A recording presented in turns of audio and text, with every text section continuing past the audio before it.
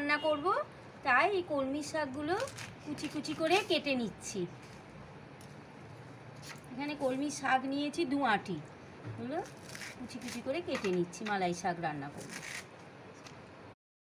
আজকে মালাই শাক করব, সেই জন্য ভালো করে জলে ধুয়ে শাক কুচিয়ে রেখে দিয়েছি। হ্যাঁ, আর এই ইনগ্রেডিয়েন্টসগুলো লাগবে করতে: লঙ্কার গুঁড়ো সিকি চামচ, ধনে গুঁড়ো 8 চামচ, গোলমরিচ গুঁড়ো সিকি চামচ, হলুদ গুঁড়ো সিকি চামচ, জায়ফল গুঁড়ো 1 চিমটে। আর গরম জলে এই মশলাগুলো সব দিয়ে দিচ্ছি।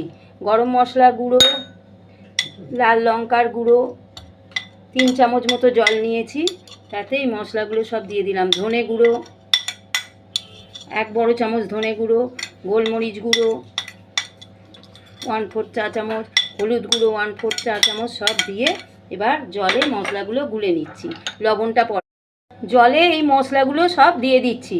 গরম মশলা গুঁড়ো, লাল লঙ্কার গুঁড়ো 3 চামচ মতো জল নিয়েছি, তাতে এই মশলাগুলো সব দিয়ে দিলাম। ধনে গুঁড়ো 1 বড় চামচ, ধনে গুঁড়ো, গোলমরিচ গুঁড়ো 1/4 চা চামচ, হলুদ গুঁড়ো 1/4 চা চামচ, সব দিয়ে এবার জলে মশলাগুলো গুলে নিচ্ছি।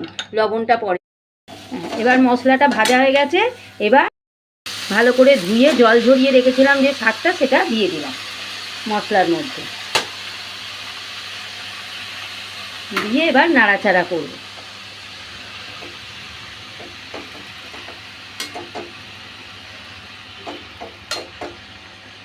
শাকে একদম জল দেব না, শাকের জলেই শাক সেদ্ধ হবে। এবারে কড়াইটা খুলে দেখি শাকটা কত দূর হলো। কম আঁচ করে করে মাঝে মাঝে আমি নেড়ে দিয়েছি, শাকটা সেদ্ধ হয়ে গেছে। শাকটা সেদ্ধ হয়ে গেছে, সেদ্ধ হয়ে গেছে। এবার আমি নুন দিয়েছিলাম, আর একটু কম হতে পারে বলে একটুখানি নুন দিয়ে দিলাম, আর একটু চিনি দিয়ে দিলাম। এই 1/2 কাপ দইটা দেবো। কড়াইটাকে একটু নামিয়ে সাইডে নিয়ে এলাম, দিয়ে এবার দইটা দেবো। দইটা উনুনের ওপর দিলে ফেটে যেতে পারে, সেই জন্য দইটা ফেটে যেতে পারে গরমে, জন্য এটাকে বাইরে নিয়ে এসে এটা দিয়ে একটু নাড়াচাড়া করে এবার আবার বসিয়ে দেবো। একটু চিনি, নুন আর দই দিয়ে দিলাম, টক দই।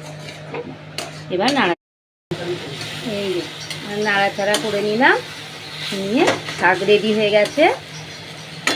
এবার গ্যাসের ফ্লেমটা পরিবেশন।